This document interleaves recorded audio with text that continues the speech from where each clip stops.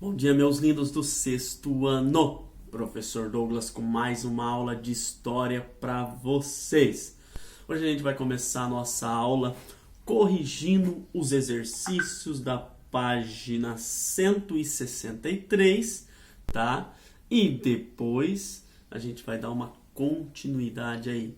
Hoje nós temos live e a gente vai começar um assunto novo ali muito legal, que é sobre Roma Antiga. Nós falamos da Grécia Antiga e agora iremos iniciar Roma. Mas antes disso, vamos corrigir os exercícios, então, da página 163. Leia o trecho abaixo sobre o pensador grego Pitágoras e responda a questão. Vamos lembrar que Pitágoras foi muito importante, né, gente? Olha, hoje nós temos o Teorema de Pitágoras dentro da matemática, que até hoje é utilizado. Olha a importância dele, tá? Então vamos lá. Foi Pitágoras, filósofo e matemático grego que viveu no século 6 a.C. O inventor da palavra filósofo, certa vez, enquanto assistia aos Jogos Olímpicos, o príncipe Leão, governante da cidade do estado de Pilos, perguntou a ele como definiria a si mesmo. Pitágoras respondeu: eu sou um filósofo. O príncipe ficou intrigado. O filósofo olhou ao seu redor e explicou: na multidão aqui reunida, alguns vieram em busca de fama, outros à procura de lucro, mas entre eles alguns vieram observar e entender o que se passa aqui. Eu os chamo de filósofos. Embora nenhum homem seja completamente sábio, o filósofo ama a sabedoria como a chave para o segredo da natureza.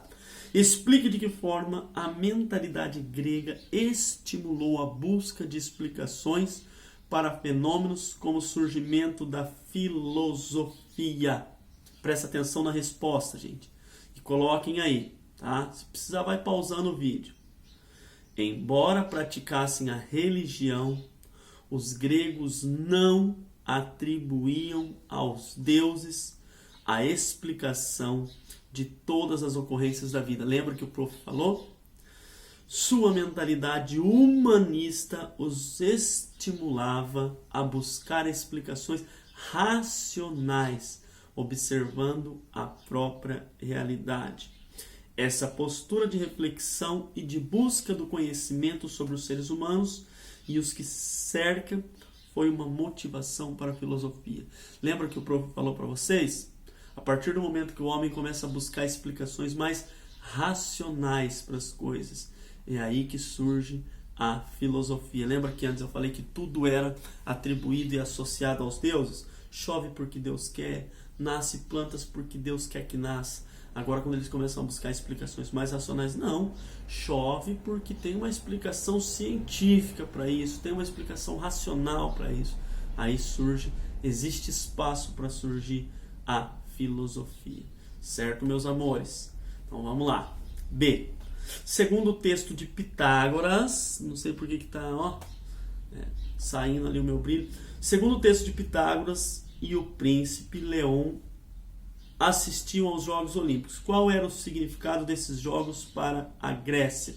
Lembra, gente? Nós falamos, foi uma das últimas coisas que nós falamos. Os Jogos Olímpicos eram uma homenagem a Zeus e uma forma de as cidades-estados competirem entre si, com representantes que disputavam modalidades esportivas como corrida a pé, lançamento de disco e dardo e etc. Embora homenageasse um deus, valorizava a força física dos competidores, ou seja, também tinha um traço humanista. E agora vamos para o teste, bem rapidinho, tá, gente? Teste. Considerando o texto e o que você estudou, é correto afirmar. Olha o texto ali, ó. Vou ler para vocês, mas bem rapidinho. O aparecimento da polis, da cidade, constituiu na história do pensamento grego um acontecimento decisivo. O que implica o sistema de polis é primeiramente uma extraordinária preeminência da palavra sobre todos os outros instrumentos de poder. A palavra não é mais um ritual, mas o debate contraditório, a discussão e a argumentação. A arte política é essencial exercício da linguagem. Aí vem, considerando o texto e o que você estudou, é correto afirmar. A. Presta atenção. A.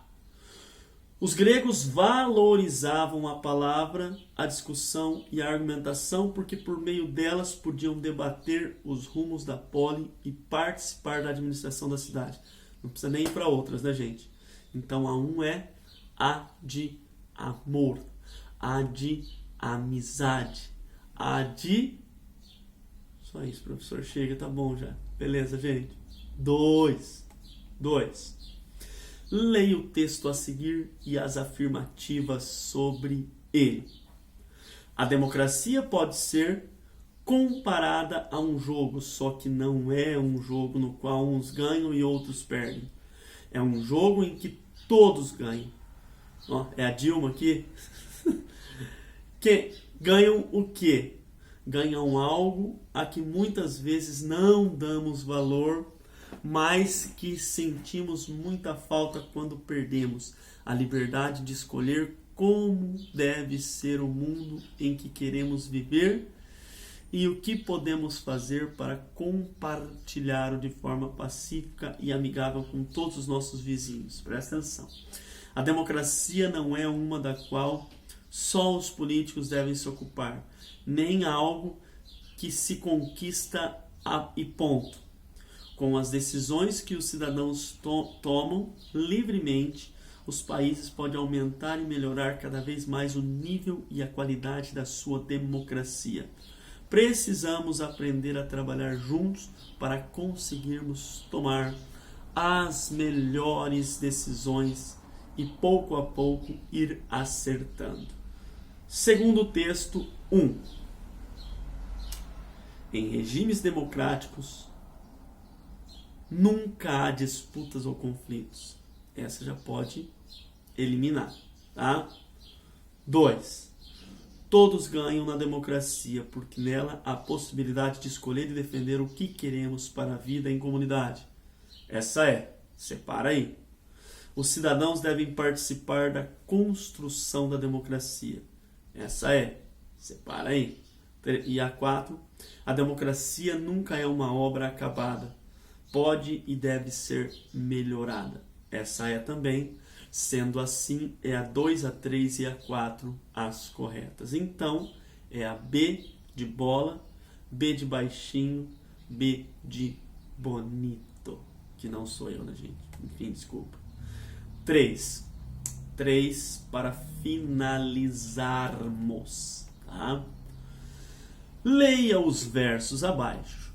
Eles são de autoria de Sófocles, um dos grandes autores da Grécia Antiga, e fazem parte da peça teatral Antígona. Presta atenção, faz parte de uma peça teatral esse trechinho aqui. Há muitas maravilhas, mas nenhuma é tão maravilhosa quanto o homem. Soube aprender sozinho a usar a fala e o pensamento mais veloz que o vento e as leis que disciplinam as cidades, e proteger, não sei por que esse meu brilho aqui está toda hora caindo, e proteger-se das nevascas gélidas, duras, e suportar o céu aberto. Estes versos são um exemplo da cultura teocrática dos gregos que atribuía todas as ações humanas aos deuses? Não. B. São um exemplo do humanismo grego que valoriza os homens e a sua capacidade de adaptação e criação? B de bola. Certo, meus amores? E só bem rapidinho ali, nós temos o em casa, tá? E eu vou responder bem rapidinho para vocês aqui ou em casa. Só para não passar em branco, para daí na nossa live nós já entrarmos diretamente em Roma Antiga. Tá? Preste atenção. Depois do que você estudou, responda as questões propostas na abertura do módulo. O que leva os gregos a valorizar mais a ágora do que os palácios e os templos? Olha o que levava mais os gregos. A ágora, lembra que era a praça onde eles se reuniam para fazer a política? Nossa, agora tá batendo um sol maneiro aqui no prof, hein? Obre crepúsculo.